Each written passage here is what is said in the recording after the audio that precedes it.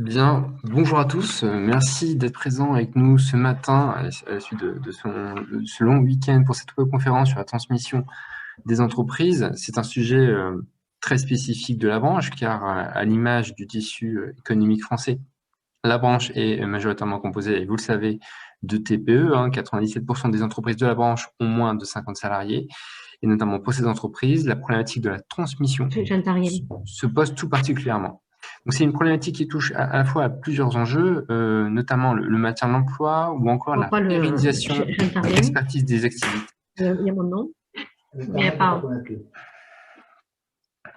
Je vous remercie de bien vouloir couper vos micros pendant les interventions. Je vais vite fait présenter le sujet et les intervenants. Donc c'est une problématique, la transmission des entreprises, qui touche à plusieurs enjeux. L'étude a démontré que seuls 51% des chefs d'entreprise ont envisagé de transmettre leur activité à ce jour. Et pour les sociétés unipersonnelles, que je sais certains d'entre vous affectionnent, ce pourcentage tombe même jusqu'à 28%. Donc comme vous allez être amené à le constater à travers cette étude, plus une entreprise est petite par sa taille, plus les gens se posent la question de l'opportunité de la reprise et de la transmission de son activité. Et il faut savoir qu'il existe des solutions qui vont vous être présentées pour vous accompagner dans votre projet de reprise. Cette étude qui va vous être présentée juste après vous propose aussi un tour d'horizon sur le rapport de la transmission des acteurs de la branche et les freins à lever et les leviers sur lesquels vous appuyez dans le cadre de votre projet de reprise.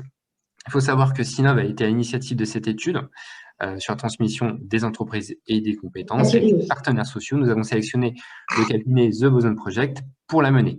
La présentation de l'étude va être menée par Claire Glomo et Yana Rakopa de The Boson Project et sera suivie de plusieurs témoignages à la fois de repreneurs et de repris d'entreprises, mais aussi de gérants ne souhaitant pas faire reprendre leur activité. Donc, je remercie également Madame Sylvie Pierre, Manuel Serrier, Dominique Van Morkerk et David Promont pour leurs précieux témoignages. Je vous rappelle les quelques règles de bonne conduite. Je vous remercie de bien vouloir couper vos micros pendant l'intervention de nos différents interlocuteurs de ce matin. Donc, il y aura une présentation de l'étude avec un temps dédié aux témoignages et ensuite un temps dédié à vos questions. Voilà, donc merci de bien vouloir respecter les intervenants et de bien couper vos micros. Yana, Claire, c'est à vous. Parfait, merci beaucoup Vincent. Je vais juste vous projeter la présentation, comme ça tout le monde peut regarder un peu le support que nous avons préparé, support raccourci. Si vous voudriez après voir l'étude complète, vous pouvez la trouver sur le site de la DSAT. Donc encore bonjour à tout le monde. Tout d'abord peut-être, donc avant d'avoir les précieux témoignages qui sont très importants en ce qui concerne les questions de cession de l'entreprise, nous souhaiterions vous partager quelques grands enseignements de l'étude qui a été menée du coup entre juin 2020 et janvier-février 2021.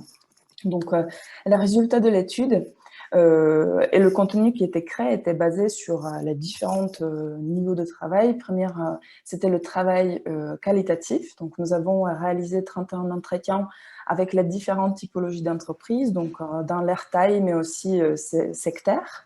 Ce qui était très bien, c'est qu'on a réussi à avoir un échantillon assez représentatif de la branche. Donc, on voit aussi majoritairement les entreprises qui sont petites. Comme Vincent a mentionné, il y a majoritairement les sociétés de TTPE et TPE.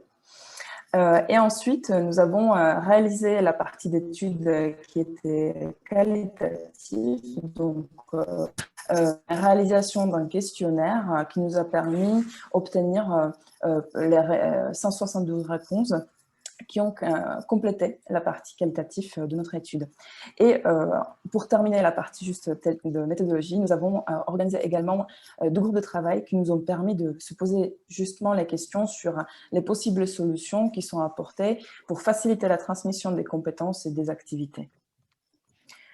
Donc aujourd'hui, ce que nous souhaitons, et aussi c'est par rapport au témoignage qu'aujourd'hui nous allons avoir, c'était notamment souligner le sujet de la transmission des activités, donc cession de l'entreprise et la reprise. Qu'est-ce qui ressort de notre étude? C'est que, en fait, la transmission des activités est un grand sujet qui est assez important pour les entreprises de la branche.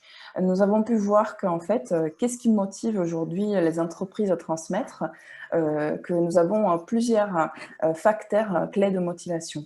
Aujourd'hui, la transmission est perçue comme un enjeu pour préserver les emplois, également pour transmettre un héritage qu'un chef d'entreprise a pu créer, particulièrement si c'est un fondateur d'entreprise.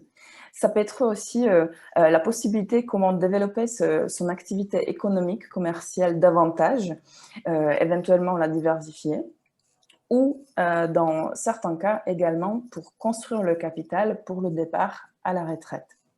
Et pourtant, comme Vincent l'a déjà mentionné, ce que l'étude a dévoilé, c'est qu'en fait, nous avons uniquement une moitié des entreprises qui envisagent la transmission de leur activité. Donc aujourd'hui, c'est 51% des entreprises qui l'envisagent. Et particulièrement, ce qui est intéressant à souligner dans cette étude, c'est que ce que nous avons observé, qu'il y a vraiment la différence entre les tailles des différentes entreprises. Donc, nous nous sommes rendus compte qu'en fait, particulièrement les sociétés qui ont moins que 5 salariés, donc aussi les sociétés unipersonnelles, sont uniquement à 27% de niveau de transmission dans la branche, en comparaison avec les entreprises qui sont avec plus que 5 salariés, qui arrivent même au taux de transmission qui est 80%, ce qui est une différence assez importante. Et du coup, ce qui nous fait nous dire qu'en fait, la taille d'entreprise peut être un élément de certaine manière discriminant dans la transmission, dans la cession de son activité. Donc, quand on regarde un peu plus en détail l'anticipation et la transmission, nous pouvons voir qu'en fait, il y a des différences également en ce qui concerne l'anticipation. Aujourd'hui, l'étude démontre que la cession de l'activité est envisagée majoritairement, et notamment dans le cas de départ à la retraite. On peut voir que surtout dans la tranche d'âge, ce sont surtout les populations, les chefs d'entreprise qui ont plus que 55 ans, qui envisagent de transmettre. Et le facteur, la motivation principale, c'est vraiment se construire le capital pour le départ à la retraite ou pour céder l'entreprise avant le départ à la retraite. Et ça c'est encore plus important que s'ils s'assurent que leur transmission, leur activité, leur savoir-faire étaient transmis ou préservation de l'emploi de leurs salariés dans l'entreprise. Donc, on voit que ça démontre qu'en fait, l'anticipation, elle n'est pas tellement développée dans la branche et que les entreprises, quand elles décident de céder, c'est plutôt en dernier moment de la vie de leur entreprise ou de leur carrière professionnelle. Ce qui, du coup, je reviens sur le point de anticipation et du coup transmission et qui, en fait, aujourd'hui, transmet peut-être moins que les autres. Donc aujourd'hui, on a mentionné que c'est peut-être facteur un peu discriminant, que ce sont plutôt les entreprises de petite taille qui transmettent moins. Ce que nous avons étudié donc, dans l'étude, c'était les raisons également pourquoi les indépendants, les petites entreprises peuvent transmettre moins. Donc l'étude démontre que parmi ceux qui n'envisagent pas la transmission, sont ces petites entreprises qui considèrent souvent qu'elles ne se sentent pas légitimes pour pouvoir transmettre. Et ça pour les différentes raisons. D'un côté, on peut avoir la question de transmission de l'entreprise. Donc, est-ce que votre entreprise a la valeur suffisante pour la transmission? Ce que nous avons pu voir particulièrement, et notamment dans les entretiens qualitatifs, c'était le fait qu'en fait, l'entreprise pense que la valeur à la vente n'est pas suffisante parce que la valeur est très attachée à la personnalité du fondateur de l'entreprise. Et donc, en fait, une fois quand on souhaiterait transmettre l'entreprise, que cette valeur, sans fondateur, sans chef d'entreprise, est assez diminuée. Donc, c'est pour ça qu'il y a certains indépendants et auto-entrepreneurs qui décident de ne pas transmettre. Les autres également pensent qu'en fait, tout simplement, ils ne sont pas légitimes pour transmettre parce qu'ils pensent que leur savoir-faire n'est pas n'est pas transmettable. Également, ce qu'on voit et où on a parlé de facteurs discriminants et qui pourraient être du coup soulignés dans ce cas aussi, c'est qu'il s'agit, quand on parle de la transmission de la cession d'entreprise, il s'agit d'un processus qui est plutôt complexe et qui est plutôt risqué. Et donc ici, on peut voir qu'il y a certaines peut-être petites entreprises qui peuvent se dire qu'ils ne vont pas transmettre parce que ça prend énormément de temps, il faut anticiper en avance, il faut être accompagné et donc c'est beaucoup d'efforts pour finalement peu de bénéfices pour les chefs d'entreprise. Ce qui est ensuite, ce qui était remonté comme la difficulté, et ça c'est globalement pour toutes les entreprises que nous avons pu interroger dans cette étude, donc il y avait plusieurs difficultés qui étaient remontées, dont le premier, le numéro 1, c'était pour la majorité des entreprises, c'était le choix de repreneur. On voit que pour 59%, quasi 60% des dirigeants, c'est la difficulté numéro 1. Et surtout, ils disent qu'aujourd'hui, s'ils cherchent un repreneur, ce qui était assez intéressant, c'est que la majorité d'entre eux, ou 39%, ils préfèrent de se tourner vers un professionnel du secteur et pas chercher forcément un repreneur au sein de leur entreprise. Et pourtant, on peut voir que quand nous avons interrogé les chefs d'entreprise à qui ils souhaiteraient transmettre et comment ils souhaiteraient choisir leur repreneur d'activité, ça serait surtout quelqu'un qui partage les mêmes valeurs et la même éthique qu'ils ont eux-mêmes avant d'avoir et avant d'être un expert du secteur. Donc ici, ce que l'étude a dévoilé, c'est qu'en fait, finalement, la transmission et de son activité à un repreneur est quelque chose d'assez personnel parce que souvent, les chefs d'entreprise souhaitent de maintenir quelque chose qu'ils ont créé, les valeurs qu'ils ont construites. Mais pourtant, dans leur recherche de repreneur, ils se tournent plutôt vers un professionnel du secteur. Donc ça, c'est un sujet assez intéressant qu'on va peut-être pouvoir débattre ensuite avec nos intervenants, parce que justement, eux, ils ont plutôt choisi de transmettre en interne de leur entreprise. Deuxième frein à la transmission qui était partagé, c'était surtout la complexité technique. On voit que pour 77% des chefs d'entreprise, il est indispensable d'être accompagné dans le processus de la transmission parce qu'il s'agit d'un processus très complexe. Très complexe d'un côté technique, parce qu'il y a plein de questions assez financières et structurantes et juridiques dans la transmission, mais également, ce qui était partagé, c'est qu'il ne s'agit pas uniquement de la partie technique qui est difficile, mais également personnelle, parce que quand on transmet notre entreprise, on transmet également quelque chose de soi, nos valeurs, quelque chose qu'on a créé de petit à petit. Et donc, il est personnellement pas toujours facile de s'adapter et de transmettre son activité. Par rapport à la transmission également, pourquoi c'était nommé en tant que frein numéro 2, c'était question de complexité, mais également le fait qu'aujourd'hui, pour certaines entreprises, pour certains dirigeants, il peut être compliqué de trouver un bon expert qui peut permettre d'accompagner ce processus. Parce que ce qui était partagé, c'est qu'il est important d'avoir un expert qui a une très bonne connaissance du marché, donc qui n'a pas uniquement les connaissances juridiques ou financières pour vous conseiller dans le processus, mais qui peut adapter ses conseils aussi par rapport à votre secteur. Troisième frein nommé, c'était du coup la complexité humaine.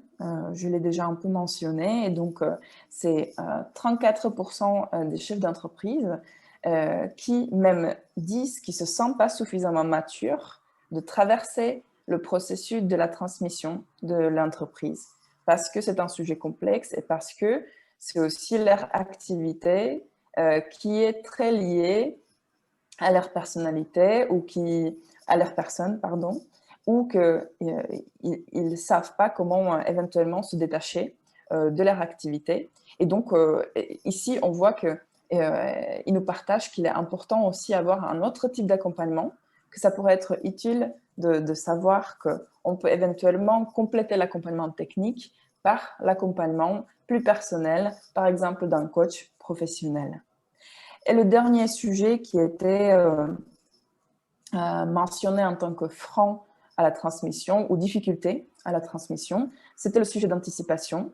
Vous avez pu voir qu'aujourd'hui, l'anticipation, elle est plutôt vraiment au moment de départ de retraite.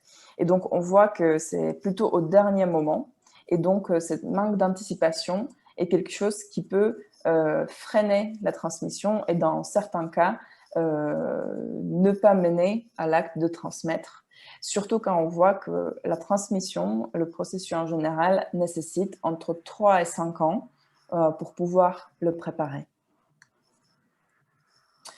Et donc, pour conclure, quelques actions, les premières pistes d'action qui pourraient faciliter la transmission d'activités. Donc, il y avait plusieurs pistes qui étaient imaginées avec les différents chefs d'entreprise.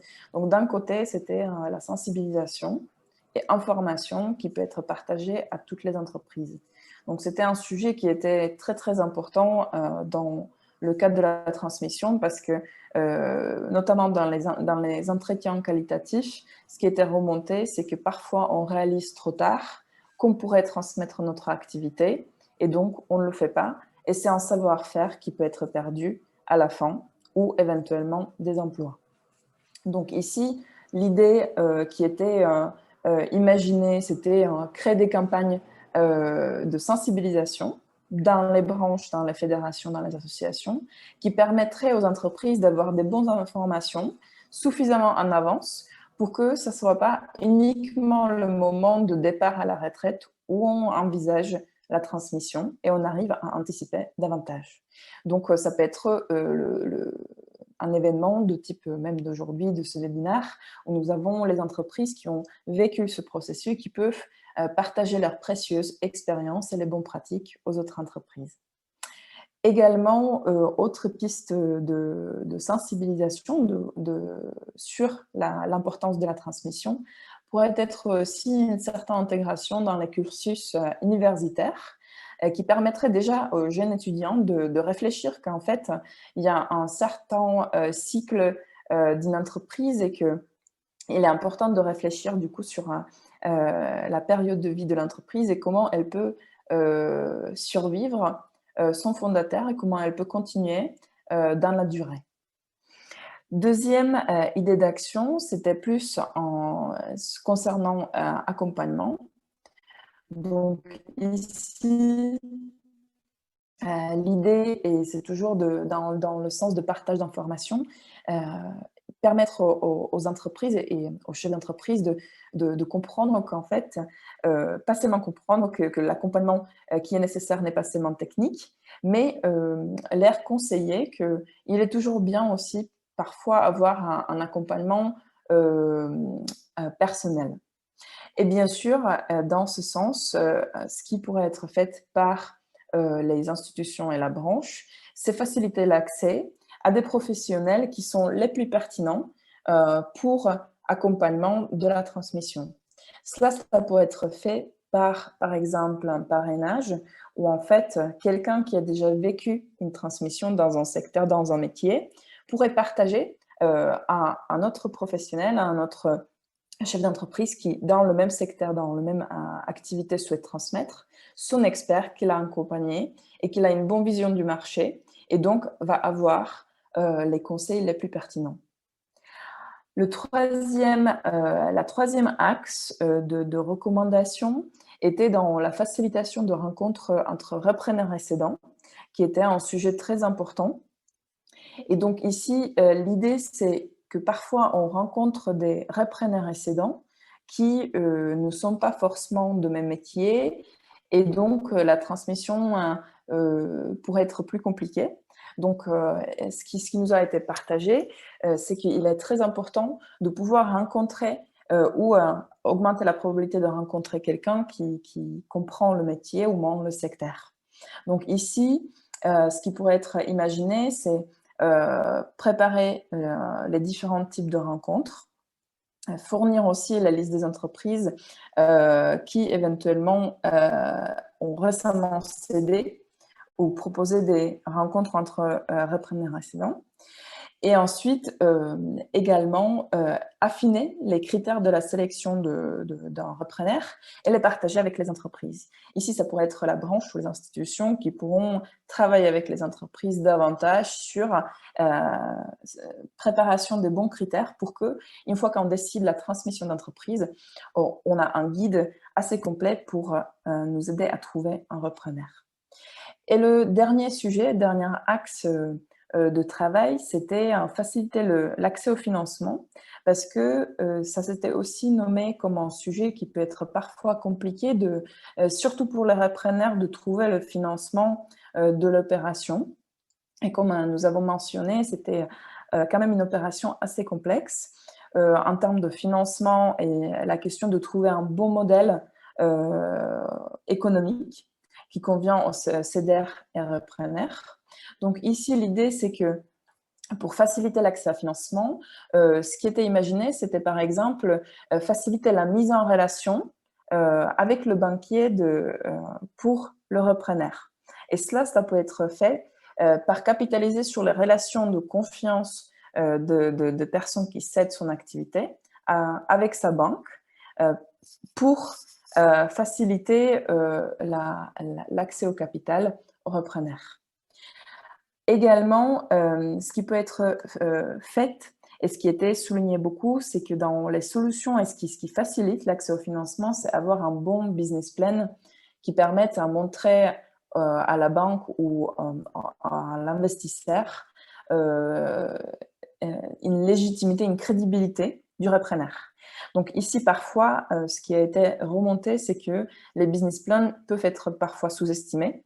Donc ici, l'idée, c'est de partager les bonnes informations et aider à construire les business plans qui sont assez qualitatifs pour pouvoir plus facilement obtenir l'empreinte, le financement.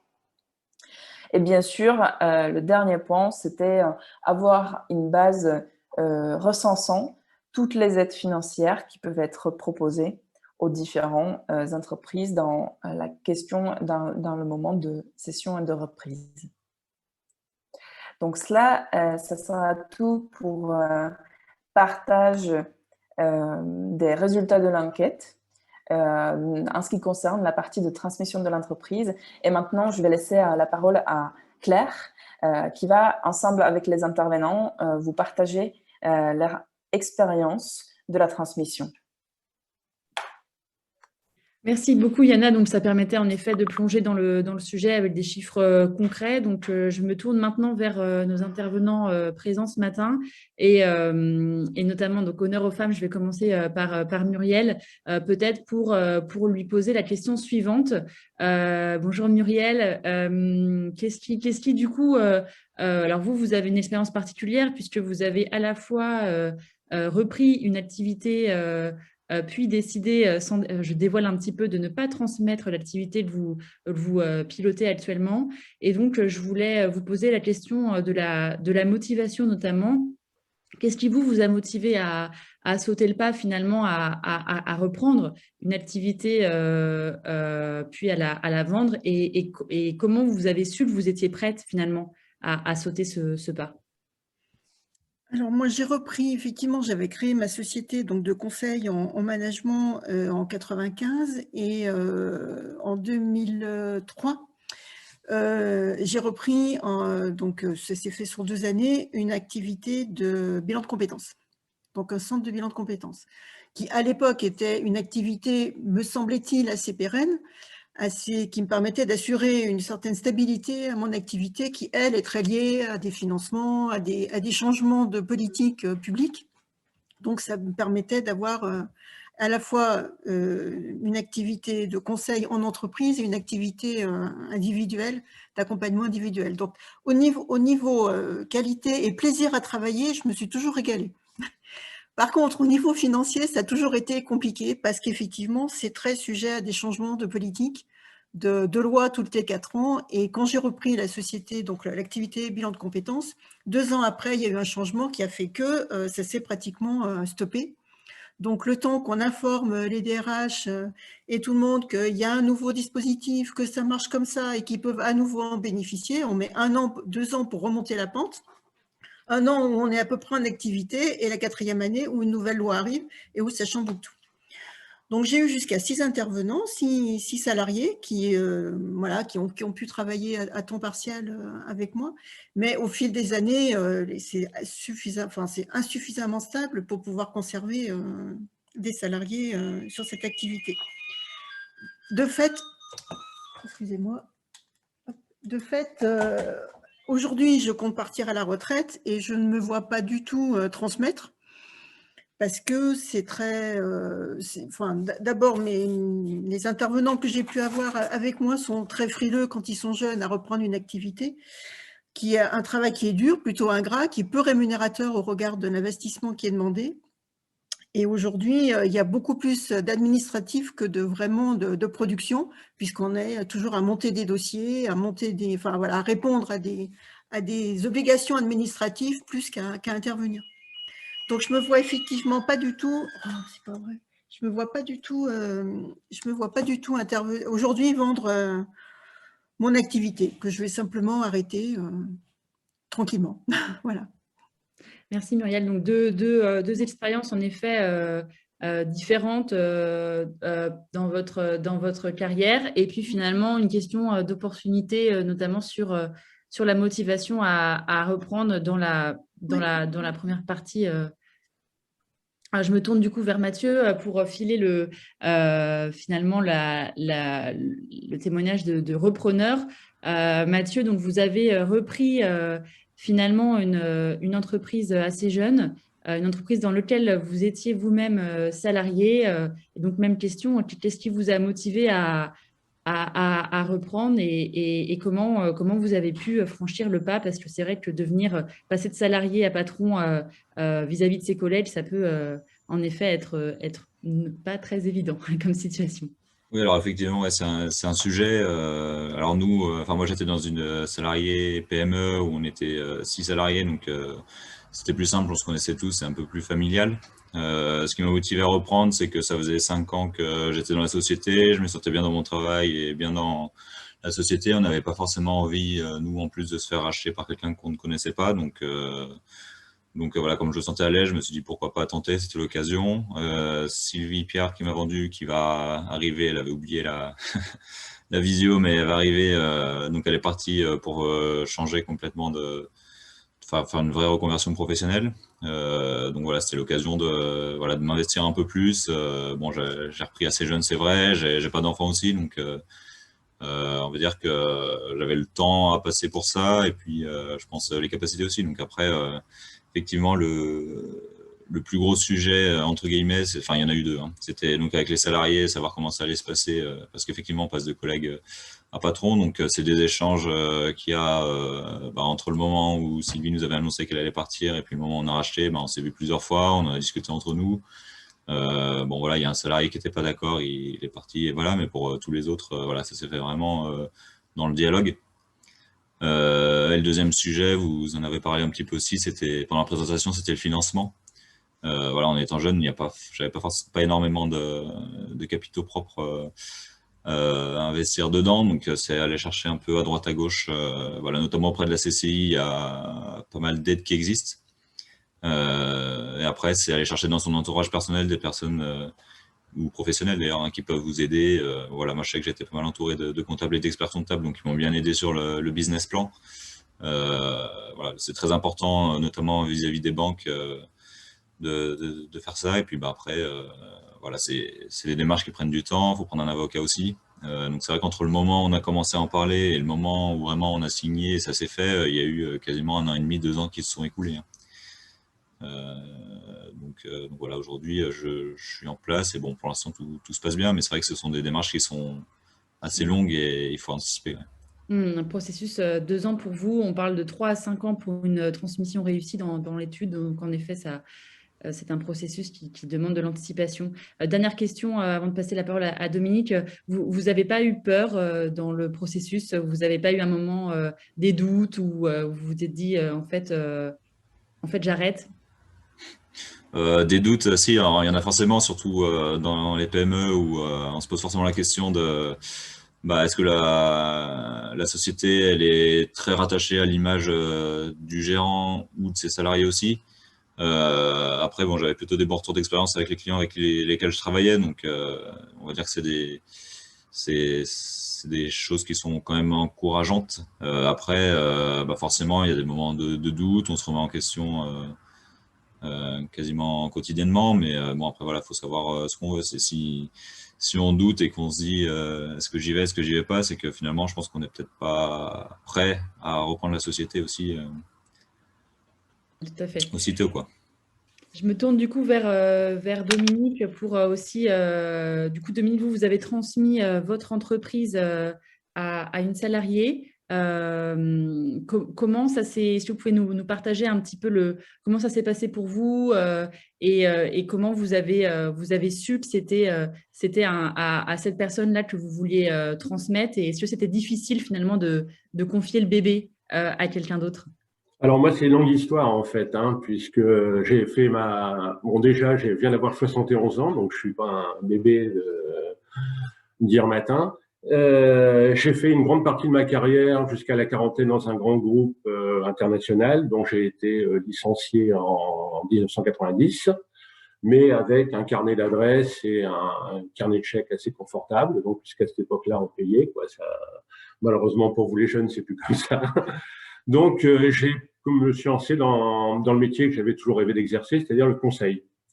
Donc, comme j'avais fait toute ma carrière dans la restauration, je me suis lancé dans le conseil, la formation en restauration. Donc, j'ai exercé de 1990 à 2005 en tant que libéral.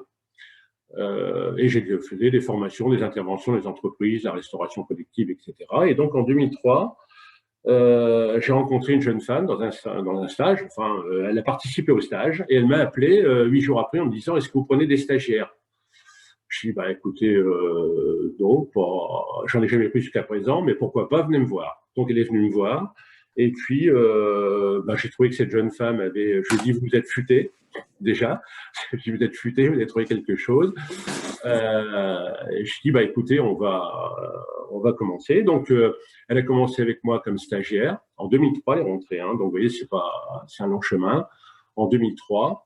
Donc, elle avait une licence ou une maîtrise de diététicienne. Elle a passé ensuite un diplôme de maître en restauration. Et ensuite, elle a passé une licence d'ingénieur qualité en apprentissage à Marne-la-Vallée et j'étais son responsable de stage. Voilà. Et donc, on a commencé à collaborer et à développer le cabinet jusqu'à ce que je lui passe la barre en 2019. Donc, en fait, si vous voulez, pour moi, c'est l'opportunité parce que j'ai rencontré cette jeune femme qui m'a paru très motivée. Le nouveau projet, c'est qu'on a créé un cabinet, parce que moi j'ai été libéral, donc on a créé une entité. Je vais d'ailleurs, si je peux, parce que je peux présenter quelque chose là. Attendez. Alors, non. si vous peut-être je peux pas, oui, si vous êtes chose, essayé, je ne sais pas si vous avez les droits, mais non, j'ai pas les droits là, je pense pas. Bon, c'est pas grave. Pour la non, part... mais c'est pas. Ouais. Je sais Écran pas, partagé, c'est Vincent qui. Écran partagé ? Non, c'est Vincent qui peut. Bon, c'est pas grave. J'aurais voulu montrer l'équipe, mais bon, en fait, si vous voulez, j'étais tout seul et j'ai cédé en 2019 l'entreprise. Il y avait une vingtaine de personnes, 2 agences, et on est en train de m'ouvrir une 3e au Maroc. Voilà. Super. Merci Dominique du coup pour cette pour nous avoir partagé en fait le fait que c'était une longue histoire et c'était aussi une histoire de feeling. On le sent bien aussi dans ce choix de transmission à une salariée. Est-ce que vous pouvez peut-être, je recommence par vous, mais peut-être nous détailler un peu plus concrètement du coup dans les termes, qu'est-ce que vous avez valorisé pour transmettre, comment ça s'est passé, parce que c'est vrai qu'on a vu dans l'étude que c'était le processus finalement technique et la valorisation et le fait d'anticiper qui posait parfois des difficultés aux chefs d'entreprise. Est-ce que vous pouvez nous donner, vous, peut-être de façon un peu plus détaillée, les étapes par lesquelles vous êtes passé et surtout comment vous avez fait pour valoriser votre entreprise, comment ça s'est passé en termes juridiques et financiers, si vous voulez. Oui, d'abord au départ, si vous voulez, comme je vous l'ai dit, j'étais libéral, donc j'étais solo en fait. J'avais forcément des partenaires, mais je travaillais surtout en solo. Et donc j'étais connu dans le milieu professionnel par mon nom, surtout mon prénom, quoi, parce que le nom n'était pas facile à prononcer. Donc les gens connaissaient Dominique Van Werkerk, DVM, mais c'est tout. Et donc on a commencé avec en 2005 à créer une SARL, quoi, en fait, qu'on a nommé Bleu Vert Concept, voilà, et qu'on a commencé à développer. Donc là, tout le travail a été d'abord de transférer ma clientèle, quoi, je veux dire, sur Bleu Vert Concept. C'est-à-dire que les gens, au bout d'un certain temps, ça c'était le premier pas, c'est que dans les années 2000, ça lui a quand même pris une petite dizaine d'années pour transférer toute cette clientèle-là sur Bleu Vert Concept. C'est-à-dire qu'au bout de 15 ans, là, vers 2015, les gens ne connaissaient plus Dominique ou Van Werkerk, mais connaissaient Bleu Vert Concept. Donc, atteindre une taille suffisante pour avoir de la notoriété, quoi, en fait. Voilà. Donc, ça a été le premier pas. Et je dois dire aussi, c'est vrai qu'au départ, j'avais pas pensé non plus que la jeune femme allait reprendre la société. Et donc, c'est à partir de cette époque-là, parce qu'elle était quand même partie prenante, elle a beaucoup aidé à développer, etc., que je me suis dit, mais peut-être que ça pourrait être elle qui me succède, quoi, en fait. Et voilà. Et donc, à partir de là, de 2015 à 2019, j'ai entamé un process de formation de dirigeants. C'est-à-dire qu'au fur et à mesure du temps, je lui ai délégué de plus en plus de choses. C'est-à-dire qu'à la fin, c'était elle qui recrutait, elle avait la signature sur le chéquier. Bien entendu, il y avait toujours les grandes décisions qui nécessitaient de signature, mais c'est elle déjà qui dirigeait l'entreprise, qui était la patronne dans l'agence. Et à cette époque-là également, j'ai pris la décision de m'éloigner, donc de partir, de me retirer en province. Vous voyez là, derrière moi le paysage, là, de manière à lui laisser de l'air aussi. C'est-à-dire que je pense que si j'étais resté sur place, elle aurait peut-être aussi été freinée par rapport à son envol. C'est-à-dire que quelque part, quand le patron reste là tout le temps, il fait de l'ombre. Même s'il se recule, il fait de l'ombre. On peut dire ce qu'on veut, c'est pas possible. Et par contre, j'étais toujours présent à ses côtés pour l'aider, la conseiller et prendre des décisions également qu'elle endossait. Voilà. Je ne sais pas si j'étais assez clair et exhaustif sur votre question. Ouais. Oui, tout à fait. Dans tous les cas, on laissera aussi les questions aux participants, notamment dans la troisième partie. Mais je valide les 5 ans. Les 5 ans, il est faux, à mon sens. Tout à fait, c'est un processus en effet long. Je vois que Sylvie vient de nous rejoindre. Bonjour Sylvie. Oui, bonjour, je suis désolée, j'ai eu des petites connexions Internet difficiles. Pas de souci. Cette fois, je suis là.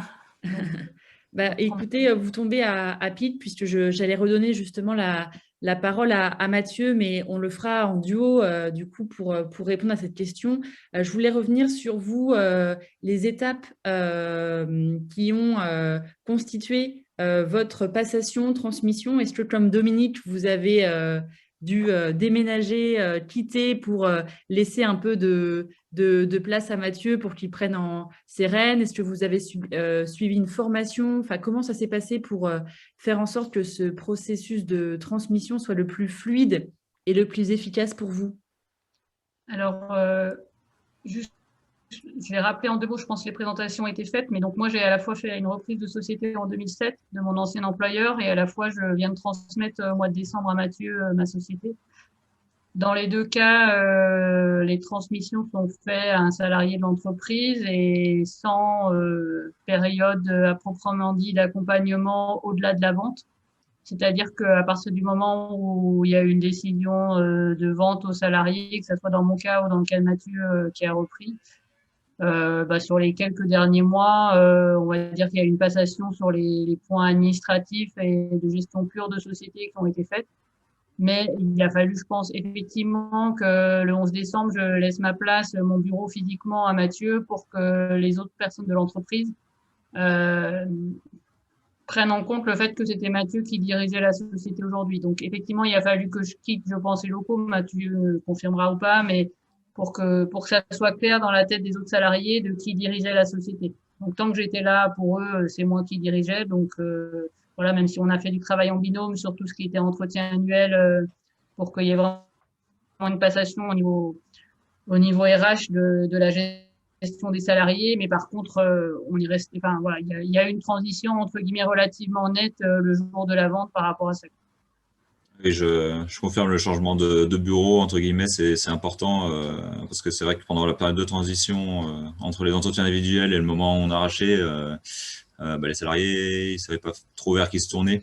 Donc c'est vrai que physiquement prendre la place de Sylvie, voilà, ça, dans les têtes, je pense que ça joue beaucoup et c'est important aussi et pour les salariés et du coup pour les clients aussi qui avaient l'habitude de voir Sylvie et qui maintenant dès qu'ils appelaient ils tombaient sur moi.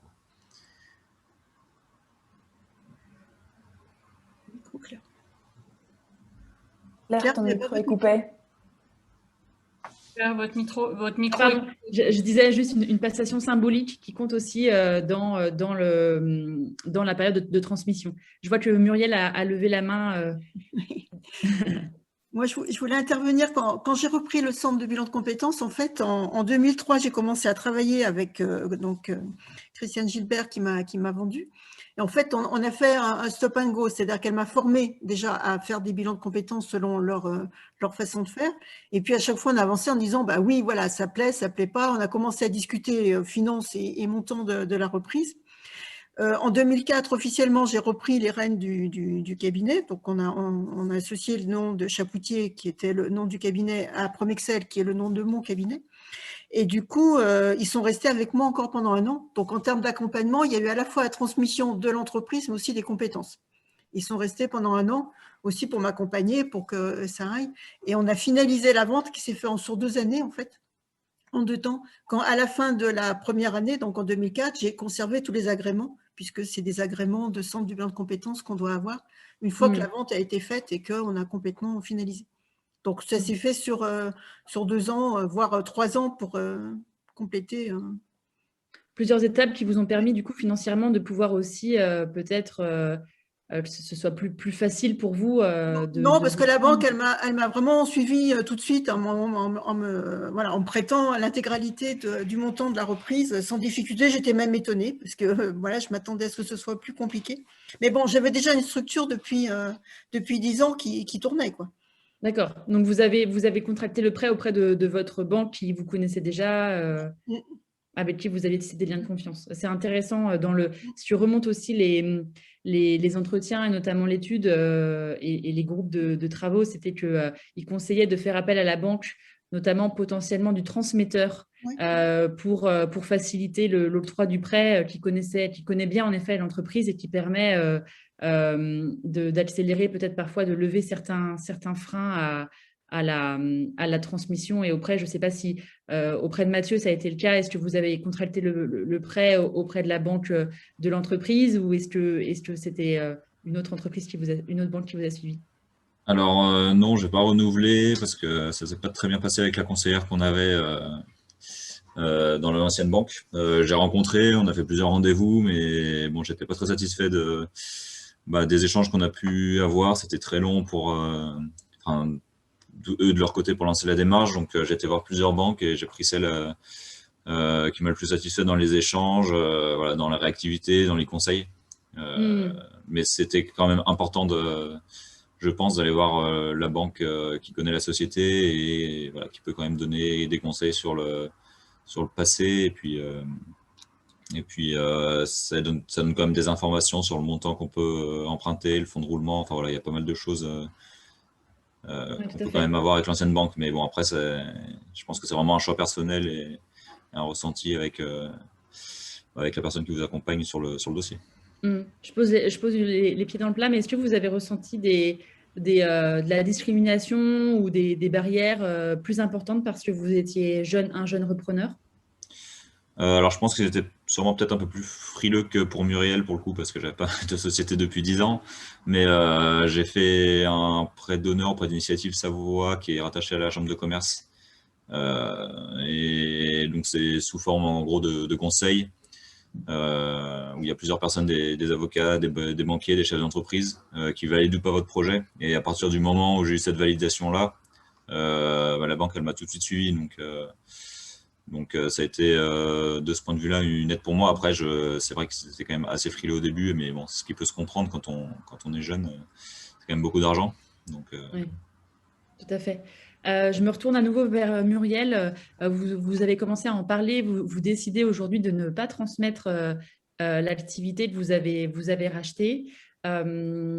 Est-ce que ça a été difficile de faire ce choix et est-ce que vous avez, pour faire ce choix, fait évaluer votre société ou fait appel à des experts avant de prendre cette décision, ou est-ce que c'est une décision finalement de vie plus que financière, entre guillemets? Alors, moi, dans mon activité de conseil en entreprise, j'accompagne des reprises, des sessions reprises. Donc, je connais le processus, je sais ce qu'il faut. Alors, c'est vrai qu'il y avait un des éléments qu'a soulevé tout à l'heure Jana, qui était le fait de la légitimité. C'est-à-dire qu'à la limite, n'importe qui, entre guillemets, peut faire du conseil en management ou peut faire des bilans de compétences. C'est pas une technique. Enfin, voilà, quand on est dans le conseil, on se vend soi. Plus que alors c'est plus un savoir-être et un savoir-faire qu'un savoir technique. Donc voilà, j'ai pas envisagé de transmettre, je me suis jamais posé la question. J'ai eu un confrère qui m'a dit « Oh, le jour où tu vends, tu m'en parles, je rachèterai bien. » Je dis « Mais tu rachètes quoi? Enfin, c'est des agréments chaque année qu'il faut renouveler. C'est voilà,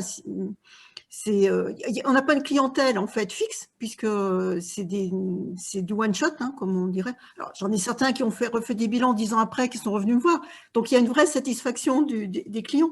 Mais et les DRH changeants, on peut même pas dire on se fait une clientèle de DRH. Donc c'est très compliqué. C'est pas une activité pérenne. Enfin pour moi, ma représentation suffisamment pérenne pour être cédée. Et les jeunes aujourd'hui, ils se disent bah, moi je monte mon cabinet du jour au lendemain, j'ai besoin de rien, j'ai pas besoin de racheter une clientèle. Oui, tout à fait. On voyait dans l'enquête justement les chiffres que partageait Yana, qu'une majorité de chefs d'entreprise qui ne souhaitaient pas transmettre étaient issus notamment du conseil. Donc ça suit bien en effet les propos que vous partagez. C'est peut-être plus difficile de transmettre sa propriété intellectuelle, sa personne, parce que dans le conseil, le produit, c'est en effet le conseiller aussi. Donc ça pose des questions de valorisation, en effet. Et puis, comme je n'ai pas de salariés, je ne me sens pas la responsabilité de devoir leur assurer une pérennité d'activité. Donc voilà, il n'y a que moi qui suis concernée. Donc, ouais, j'entends. Merci pour ce partage du coup totalement transparent. C'est vrai qu'on n'a pas beaucoup l'occasion d'entendre aussi des témoignages de personnes qui ne souhaitent pas transmettre, donc c'est important d'avoir voilà, cette diversité de points de vue. Dernière question avant qu'on laisse la parole à nos participants. Justement, j'avais envie de prendre du temps pour vous pour bénéficier de votre expérience. Vous avez tous ici vécu une transmission ou une reprise d'entreprise. Quels auraient été les conseils que vous auriez aimé avoir finalement en prenant un peu de recul et que vous souhaitez aussi aujourd'hui peut-être partager à nos participants, à l'audience? Je commence par vous, Dominique, finalement. Oui, mais je n'ai pas répondu aux autres questions, c'est pour ça, donc j'aurais voulu compléter un peu. Sur la partie financière, en fait, sur la partie financière. Allez-y. En fait, moi, le métier qu'on exerce, c'est resto-concepteur, c'est un métier qui n'existait pas il y a 30 ans. Donc, j'aurais pu facilement revendre l'activité à un confrère, à un autre cabinet, hein, ce qui n'est pas le cas de Muriel, puisqu'en fait, le gros du travail est de former les individus sur ces métiers-là. Et en fait, en 1900, enfin, quand j'ai su que Sarah allait être capable de prendre la succession, je lui ai cédé la moitié de mes parts, en gardant la majorité, bien entendu. J'avais 51, elle avait 49, d'accord. jusqu'à la passation en 2019. Si vous pouvez mettre la photo, Vincent, ça me fera plaisir de vous montrer l'équipe. Et en sachant, voilà, vous voyez, donc c'est celle du centre, la brune du centre, la Sarah. Et depuis l'année dernière, bon, merci Vincent. On voit bien l'ancien derrière là aussi. Je pense qu'il n'y a pas photo sur la passation intergénérationnelle. Je pense que là, je suis dans la plaque hein, pour répondre à ça. Ok. Merci Vincent, c'est sympa. Et en 2000, l'an dernier, j'ai de nouveau cédé 30% des parts à une jeune architecte d'intérieur qui est devenue donc directrice de création chez nous. Alors le tout, il faut savoir que j'ai cédé ces parts à chaque fois pour la valeur nominale. C'est-à-dire qu'à l'époque, la valeur nominale, c'était 5 000 €, donc peanuts, quoi. Hein. Et aujourd'hui, le capital social est à 80 000 € et elles font 2 millions de chiffre d'affaires, quoi. Donc le tout pour pas grand-chose. Alors, j'ai aucun mérite. Pour revenir sur la partie héritage, moi, je n'ai pas de besoin, je n'ai pas d'héritier, donc voilà. C'est mes salariés qui ont été mes héritiers. Voilà. Merci Dominique. Du coup, peut-être en termes de conseils, je repose ma question. Quels auraient été les conseils que vous aimeriez peut-être, que vous auriez aimé avoir avant de vous lancer dans la transmission ou quels sont pour vous les conseils les plus utiles que vous pourriez partager à des personnes qui se posent la question de transmettre aujourd'hui? Pour moi, c'est la structure juridique de l'entreprise. Hein. Savoir si c'est une entreprise unipersonnelle, si c'est une SAS, une SARL, surtout qu'aujourd'hui, il y a une multitude de statuts qui sont possibles. D'accord. Et plus ou moins négociables. Merci Dominique. Muriel, je me tourne vers vous. Même question, du coup, quels auraient été les conseils que vous auriez aimé avoir finalement? Je ne sais pas, j'en ai eu. Moi, en fait, c'est notre assureur commun qui nous a mis en relation avec Christiane à l'époque.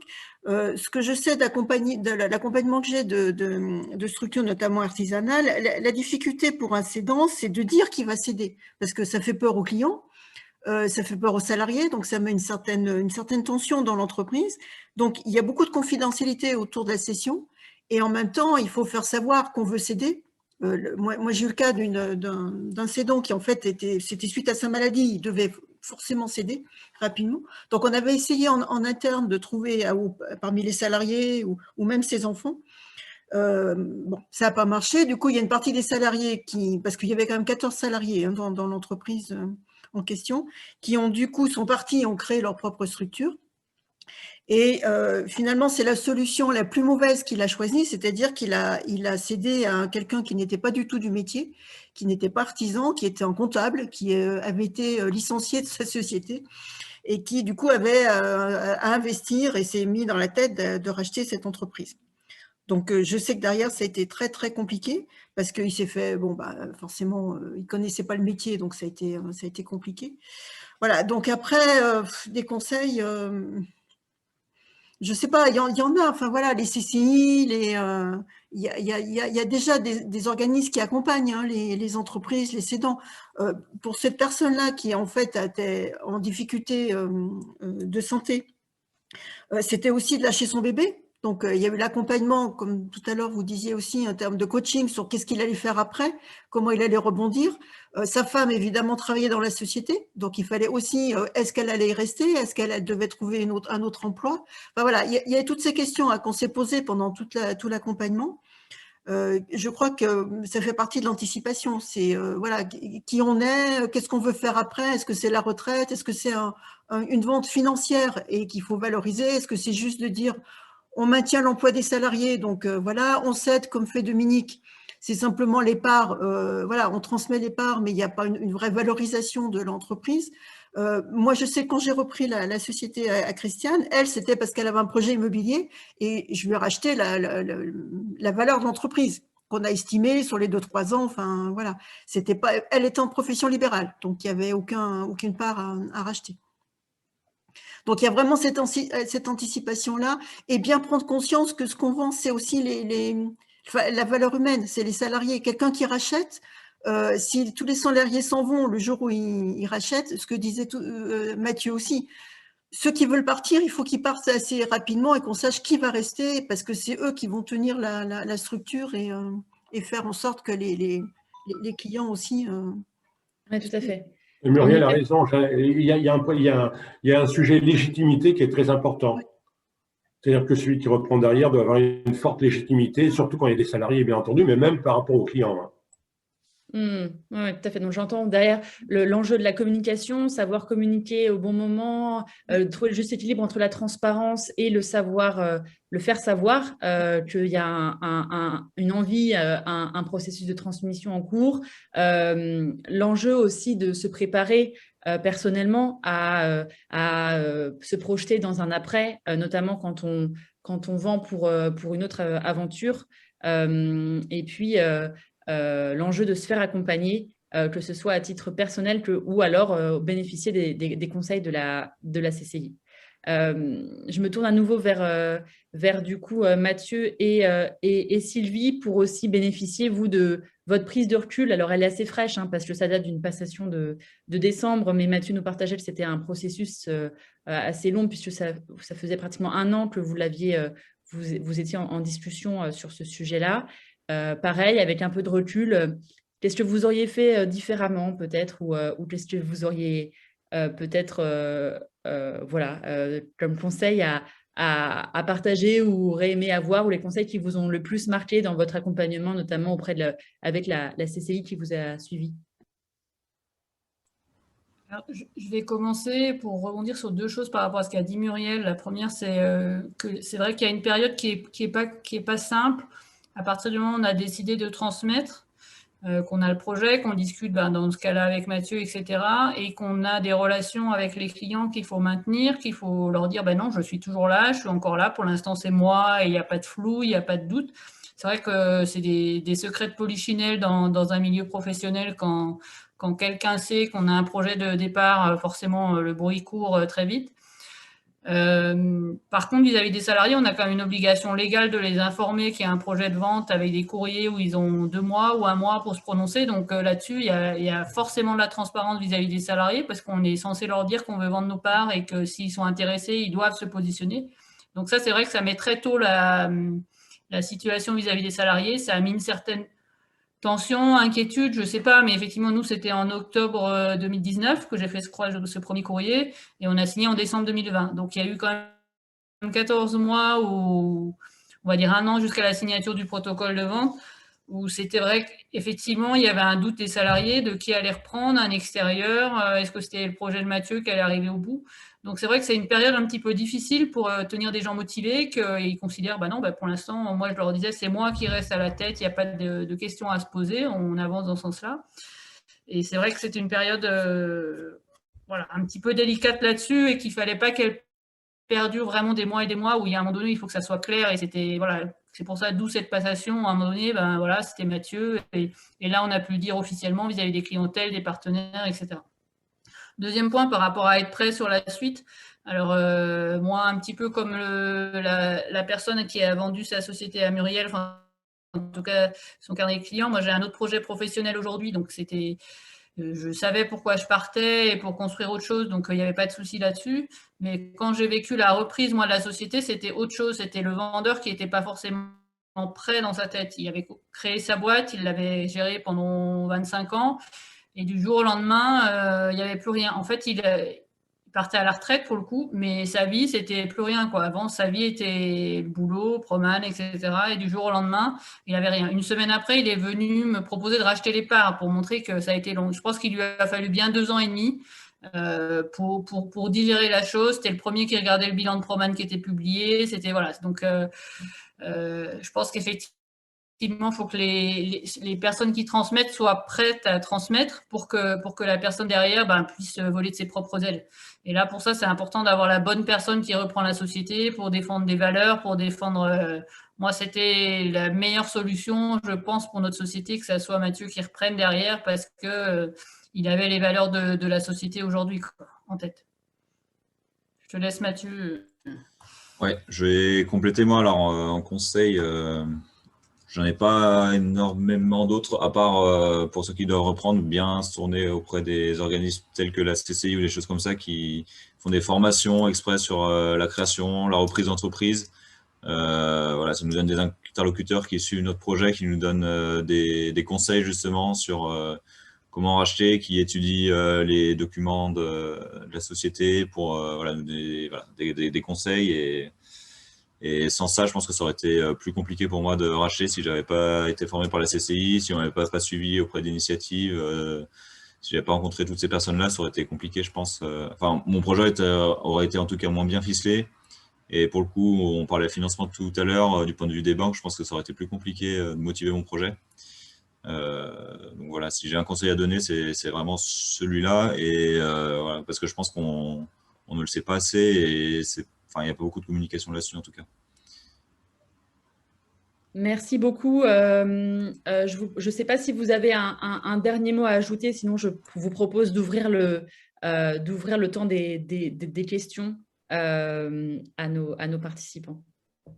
Je rajouterais juste, Claire, qu'en tout cas, quand on reprend une société, c'est une belle aventure et un beau défi et ça vaut le coup de le faire. Enfin, moi, j'ai repris puis vendu, mais en tout cas, c'est pas voilà, il y a quand même un défi qui est sympa à relever et qui est quelque chose de plutôt intéressant et enrichissant globalement, hormis les difficultés d'une gestion de société, mais que c'est quand même quelque chose de positif de faire vivre une société, quoi.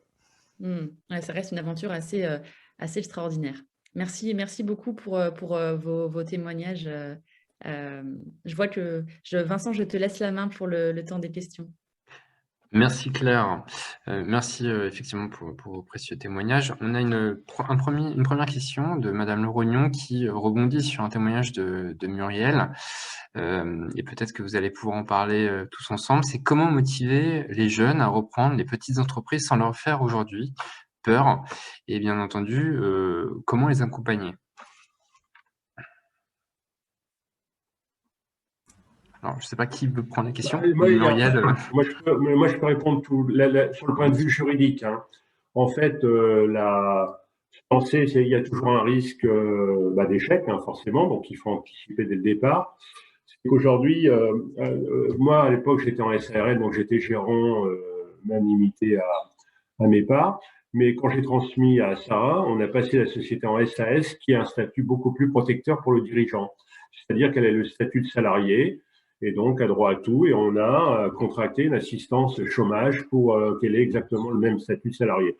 Comme aujourd'hui, c'est une jeune femme avec des enfants, je pense que c'était important pour elle, et ça sécurise pas mal, je pense. Voilà. Merci Dominique. En effet, le statut de société peut changer et c'est effectivement un argument.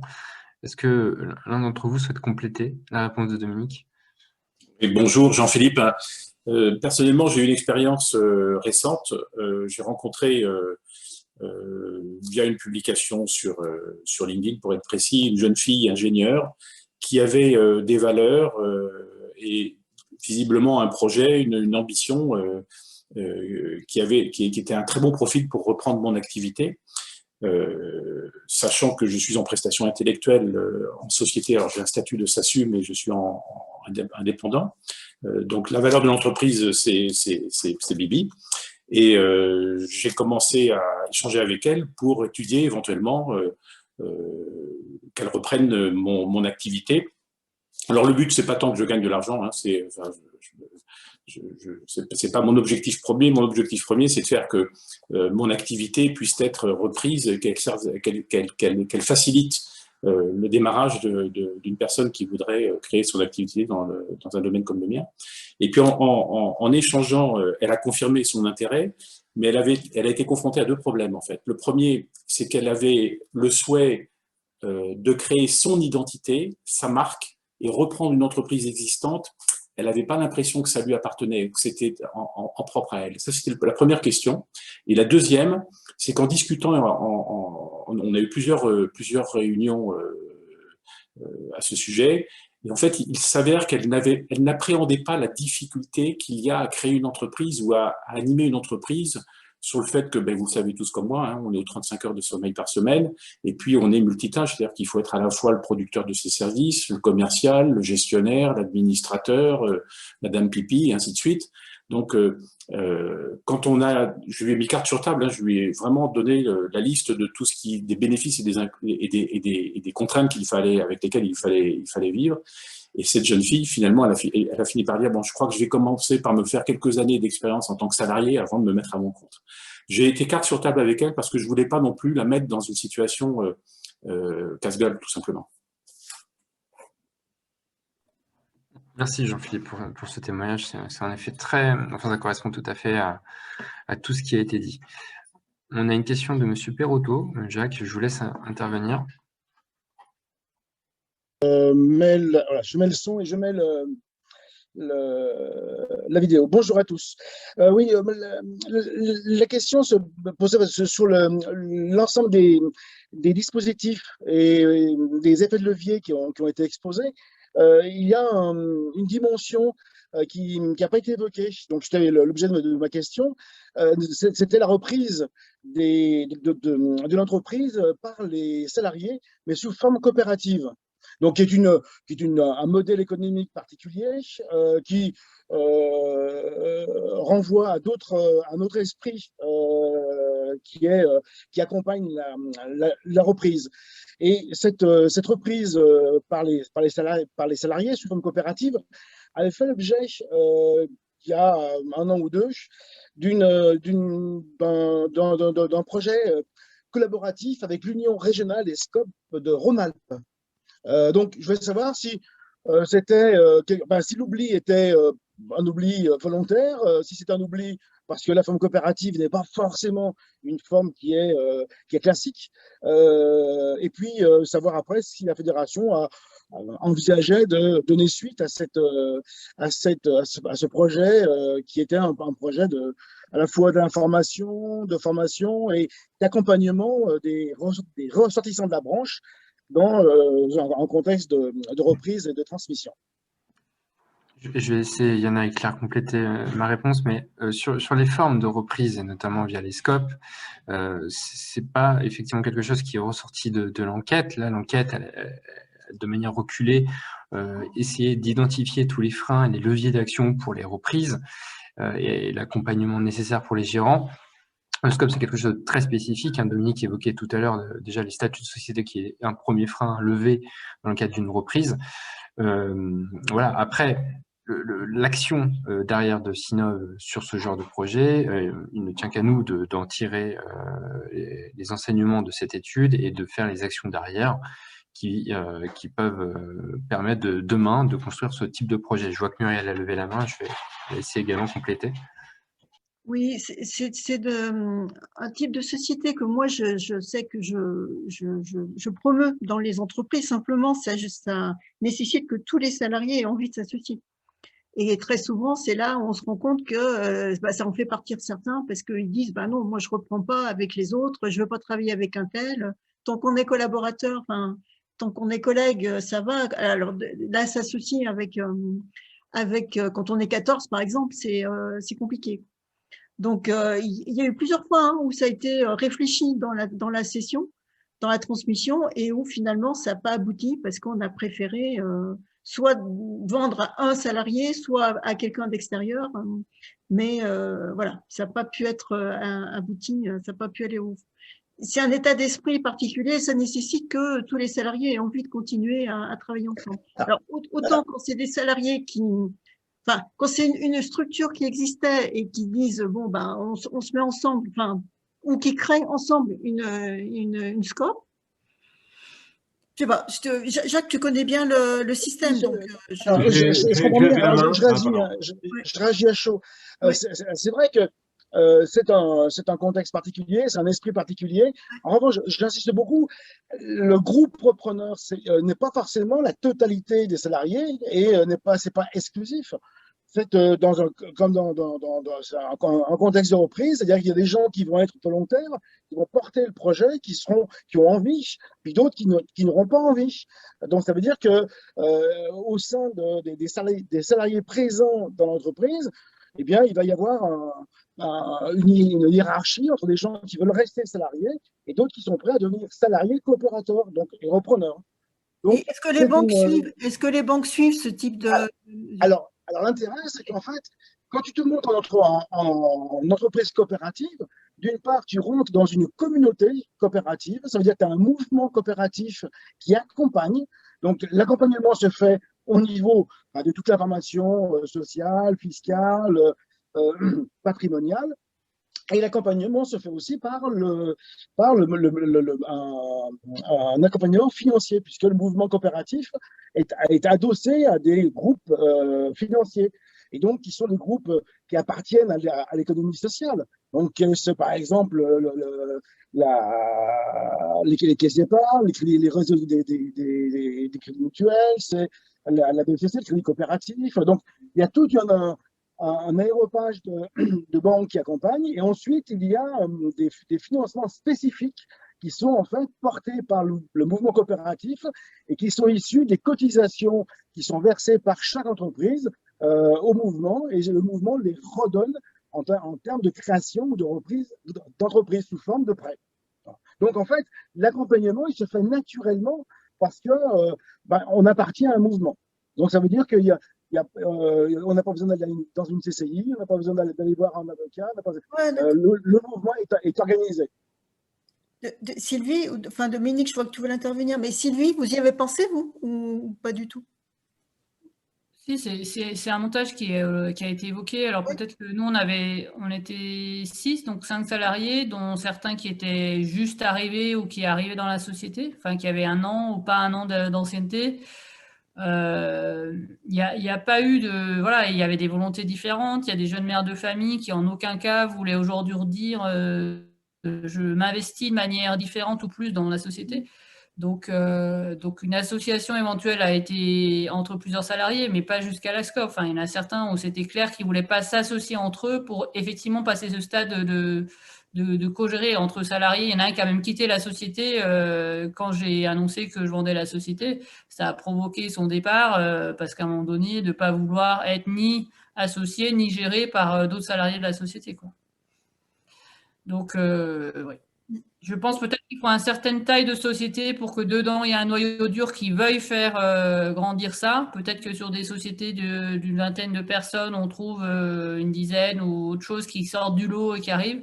Et peut-être qu'à 5, le delta de personnes n'est pas facile à trouver pour faire une scope à 3 sur 5 salariés, je ne sais pas.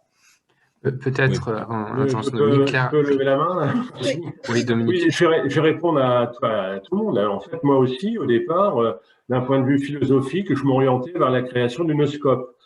Et je me suis rapidement aperçu, donc Vincent vous a montré la photo de mon équipe, c'est qu'avec les jeunes, ça ne marche pas, quoi. Je me suis aperçu très vite qu'il y avait un problème de maturité des salariés qu'il fallait obtenir. Et les jeunes, ce qui les intéresse en début de carrière, c'est le pognon, la prime, les RTT, et qu'avoir des vues sur une association éventuelle est très loin de leur état d'esprit. Voilà. Mais au départ, moi, j'aurais souhaité faire une scope. C'était tout à fait dans mon état d'esprit. Et puis peut-être que la scope, ça complexifie, enfin, ça facilite de ne pas passer par la CCI, de ne pas prendre d'avocat, mais après, le processus décisionnel au sein d'une entreprise, comme disait Sylvie, quand on est 5 ou 6, ça complexifie quand même les choses. S'il y a un désaccord en étant 4 ou 5 pour nous, qui a le dernier mot et qui serait le plus légitime pour l'avoir, voilà, pour moi, c'est pas forcément plus simple que justement de faire une reprise plus classique, même si les démarches peuvent être plus longues et plus complexes.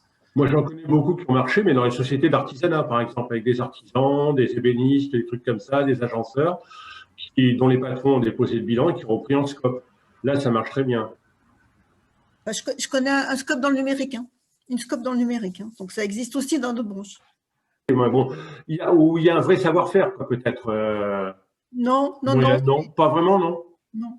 Moi, je pense que c'est quand même un problème de maturité. Il faut que Moi, là, c'était à l'époque, quand je te parle de ça, ça fait il y a 10 ans, c'est la classe biberon, quand même. Je veux dire, la moyenne d'âge était inférieure à 30 ans, en mettant dedans. La création, ça a été créé en scope d'origine. C'est-à-dire les 4 ou 5 associés voulaient être… Ah oui, d'accord. À l'origine, d'accord. C'est pas, d'accord. Pas de mutation, quoi. D'accord. C'était pas une session. Vous vouliez évoquer des éléments dans l'étude sur la scope? C'est vrai que c'est une piste à ne pas écarter. Non, la piste n'est en effet pas écartée, elle est bien dans l'étude globale. On a dû juste faire une synthèse pour ce matin, étant donné que nous n'avions que 10 minutes pour présenter une étude qui fait 70 pages. Mais vous pouvez retrouver bien sûr voilà, les compléments, les détails. Il y a un témoignage justement d'une scope comme un modèle en effet d'avenir qui revient et qui est vraiment détaillé. Alors nous, en tant que consultantes qui avons suivi l'étude, on n'aura pas forcément de compléments à ajouter parce que c'est vous qui êtes les professionnels et les experts qui avez expérimenté ce modèle. Mais il y a des témoignages intéressants à retrouver bien sûr dans l'étude. J'ai remis le lien de l'étude complète dans le chat. Et sinon, Vincent, le projet avec l'URSCOP, donc l'URSCOP, c'est l'Union régionale des scopes de Rhône-Alpes. C'est une chose qui a été initiée il y a 3 ans, environ 3 ans ou 4 ans. Est-ce que c'est une chose qui est un peu un baudruche, qui s'est complètement dégonflé, ou c'est une chose qui est encore dans les tiroirs et qui peut être envisagée de relancer, de redynamiser? Ici, l'idée, autant je m'en souviens, l'idée de fond, c'était d'avoir une action de communication pour dire, eh bien, en termes de transmission, dans le monde de l'ingénierie, du conseil, du numérique et de l'événementiel, il y a une possibilité, c'est la transmission par la voie coopérative. Voilà. Est-ce que c'est une question, est-ce que c'est encore d'actualité, ou c'est une idée qui s'est évaporée? Muriel pourra compléter sur l'activité au sein de Rhône-Alpes, parce que c'est une actualité ou pas.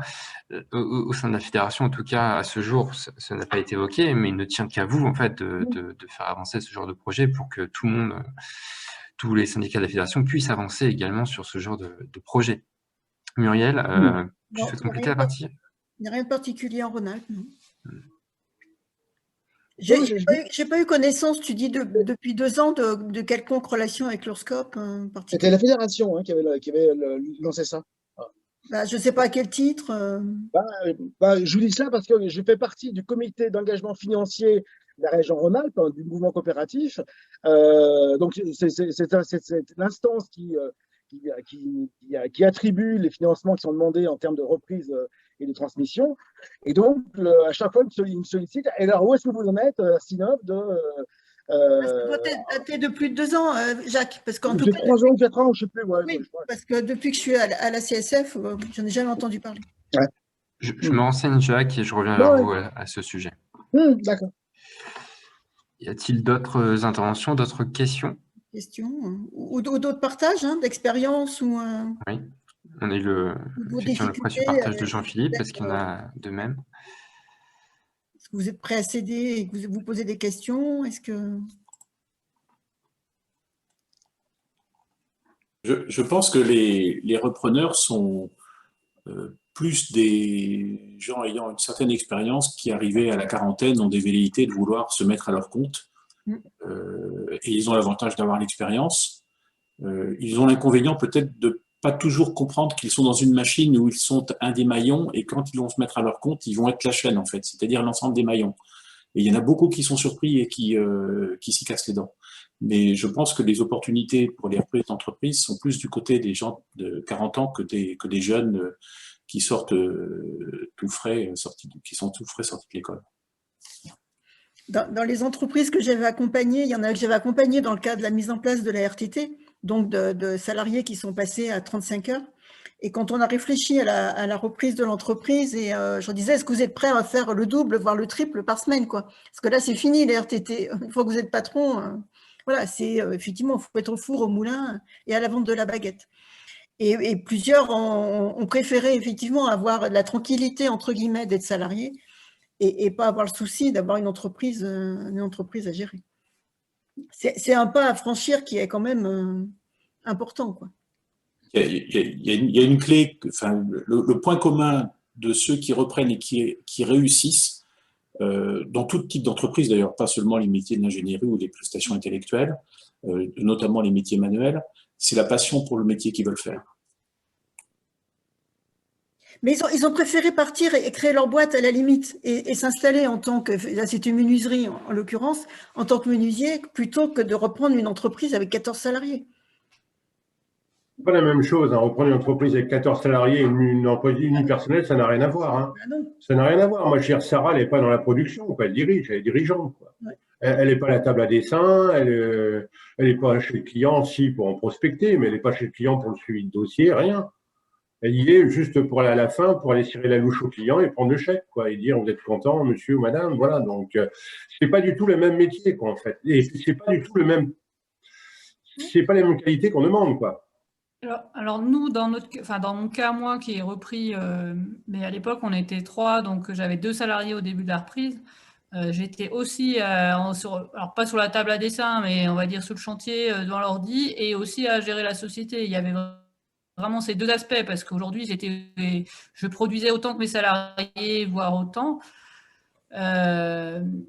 Ce qui s'est fait, c'est qu'au fur et à mesure des années, on a pu structurer enfin, c'est plus la société qui a évolué où j'ai découvert ce qu'était une assistante administrative. Donc déjà là, ça a été une première étape pour à un moment donné se ressortir du temps personnel.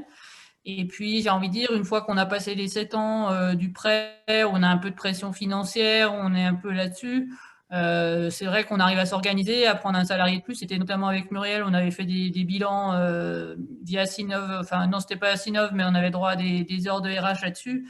Et que la conclusion, ça avait été que on savait sortir un salaire de plus tous les ans pour arriver à se dégager, moi, du temps personnel à un moment donné. Mais c'est vrai qu'il y a eu les 7-10 premières années où c'était forcément un petit peu plus tendu.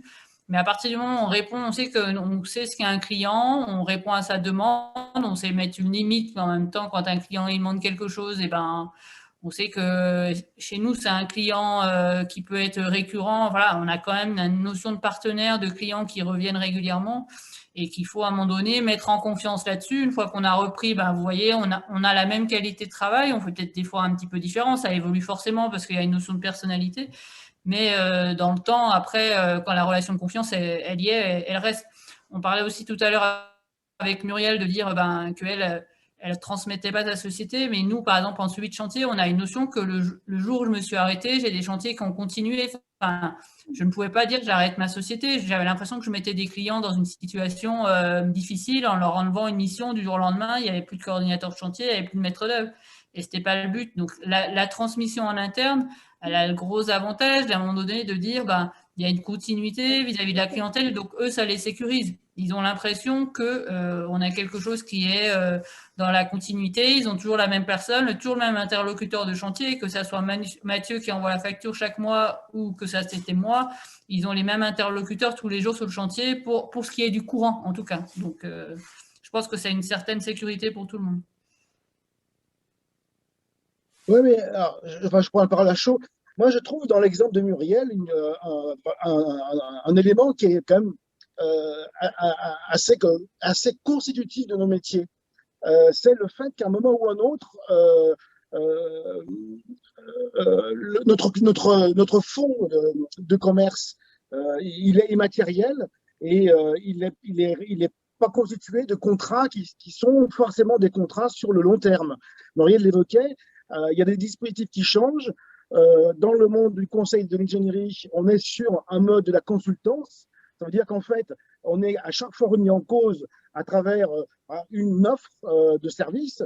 Cette offre de service, elle tient sur du délai, sur de la méthode, sur des compétences qui sont amenées en termes d'équipe, sur un délai et sur un prix. Donc en fait, on est sur des choses qui sont extrêmement volatiles. Et donc, moi, je me suis complètement retrouvé dans ce que disait Muriel sur le fait qu'à un moment ou un autre, on ne peut pas vendre quelque chose qui est structurant parce que, par principe, ce que l'on fait, c'est quelque chose qui est éphémère, qui est évanescent, qui est insaisissable. Et que notre prestation, ce n'est ni plus ni moins qu'un jeu de cerveau. C'est-à-dire que c'est le jeu de son cerveau et de sa capacité à faire, à animer une équipe et puis à avoir un lien avec un maître de l'ouvrage qui se termine quand? En général, au bout de 3 mois, 4 mois, 5 mois, 6 mois. Il est rare que dans les métiers du conseil, on soit sur des temps qui sont des temps qui dépassent l'année, peut-être une fois sur un contrat ou un dispositif, mais très souvent, le délai de la prestation est très, très réduit. Donc, effectivement, vendre quelque chose qui est une hypothèse de chiffre d'affaires sur le long terme, dans nos métiers, c'est compliqué. Et je comprends Muriel. Merci, Jacques. Non, mais c'est clair que quand on est intervenant, consultant individuel, c'est pas du tout, la donne est totalement différente. Je veux dire, moi, si j'étais resté indépendant, j'aurais certainement eu la même attitude que Muriel. Et si j'ai pu créer une entreprise, c'est parce que j'ai muté. Et comme je l'ai dit tout à l'heure, je suis passé de Dominique Van Werkerk à Bleu Vert Concept et complètement gommé, quoi. Donc, l'actif immobilier immatériel de la société, c'est Bleu Vert Concept, quoi. C'est plus Dominique. Alors qu'à l'origine, Muriel, le fonds de commerce, c'est Muriel. Donc, non, j'ai toujours été Promexel. Moi, j'ai toujours mis ça n'a jamais été mon nom en propre. Oui, mais ils te connaissent quand même. Mais bon, après. Est-ce que toi, s'il va arriver quelqu'un d'autre à ta place, ils vont tomber de l'armoire quand même, ou de la chaise. Oui, mais là où moi j'ai pu répondre à des appels d'offres, effectivement, face à des grands cabinets de conseil, c'est qu'ils étaient sûrs que c'est moi qui allais intervenir. Voilà, exactement. C'est les seniors qui viennent défendre les offres, et puis après, ils nous mettent des petits juniors qui sortent de l'école pour faire le boulot. Bien sûr. C'est pas la même qualité, c'est pas le même investissement. C'est pas le même relationnel et tout ça, non, bien sûr. Y compris au prêt direct, où finalement, ils savaient que bon, ça serait moi et c'est moi qui allais intervenir.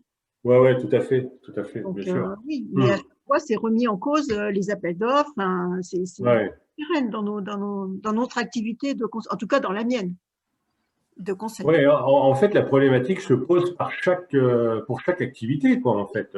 Il y en a qui sont plus facilement transmissibles que d'autres, sans doute. Hein. Je suis d'accord avec vous et en même temps, moi j'ai eu même en tant que géant des fois des clients qui me disaient mais on veut que ça soit vous autre chose parce que parfois sur la charge de travail, ils m'avaient connu moi sur un chantier mais celui d'après je pouvais pas, c'était un de mes salariés. Mais ça c'est à nous en tant que dirigeants d'entreprise d'arriver à rassurer le client en l'accompagnant au début en disant mais non mais vous allez voir telle personne, elle a les mêmes valeurs, elle a les mêmes consignes sur la façon de réaliser cette mission. Donc, rassurez-vous, voilà. Et je suis pas loin, je suis là, je viendrai, on fait le point. Il y a le moindre souci, vous avez mon téléphone, vous m'appelez si ça vous va pas. Et 9 fois sur 10, le client était content et au final, il disait telle personne, elle est très bien et il voulait continuer avec elle. Ouais. Donc, ça va quand tu es salarié. Mais quand c'est un entrepreneur. On est d'accord, c'est quand il y a des salariés. Ouais. Mais même avec des salariés, des fois, on a ce risque-là. Mais c'est là où c'est important que les valeurs, elles sont liées à la société et plus à la personne qui est le dirigeant. Même si, voilà, après, on peut s'entendre ou pas avec le dirigeant. Il y a des relations humaines. On envoyait des gens chez des clients où il y avait des affinités. Quand on pouvait, tant mieux si les gens s'entendent bien. Mais c'est important, notamment dans ce processus de transmission, que le dirigeant ne dise pas c'est que moi, la société c'est moi. Non. Moi, il y a des affaires qui ont été traitées par des salariés où je n'ai jamais vu le client pratiquement. Mais ils étaient contents parce qu'ils avaient, la mission a été faite, c'était Proman, c'était la société, c'était pas moi. Voilà, exactement. Ouais. Bon, ceci dit, moi j'ai fait quand même pas mal motocross aussi avec une équipe de jeunes. Bon, écoutez, merci à tous. Je vois le temps passe, on est malheureusement arrivé au temps qui nous était imparti. Donc, en conclusion, on a pu constater que la transmission d'une entreprise ou d'une activité ne concernait pas que les grandes entreprises, mais concernait bien toutes les entreprises, peu importe leur taille. Néanmoins, et notamment avec le témoignage fort de Muriel, on a aussi vu que c'est un sujet qui diffère d'un secteur à un autre, d'une activité à une autre. Donc, avec une différence très forte pour le secteur du conseil et les autres secteurs de la branche. Quoi qu'il en soit, pour vous accompagner dans votre entreprise, il existe de nombreuses solutions. La première consistant à la préparer suffisamment tôt en n'attendant pas le moment de la retraite. Yana a évoqué tout à l'heure 5 ans de préparation et à vous faire accompagner par des experts techniques et ainsi que demander des financements. Donc, vous n'êtes pas seul dans ce projet, d'autres sont passés par là. N'hésitez pas à leur demander de l'aide. En tout cas, j'espère que cette webconférence vous a aidé dans vos réflexions, vous permet maintenant de voir plus clair dans les différentes étapes de la transmission d'une entreprise. Je remercie vivement Yana et Claire pour leur étude, à la fois très instructive et aussi pour leur présentation. Je remercie Sylvie, Muriel, Dominique et Mathieu pour leurs précieux témoignages. Il ne me reste plus qu'à vous souhaiter une très très bonne journée et à vous dire à bientôt. Et Jacques, je reviens vers vous. Merci beaucoup. Et bonne journée. Bonne journée, merci, au revoir. Au revoir. Bonne journée. Bonne journée, au revoir. Merci. Au revoir. Au revoir.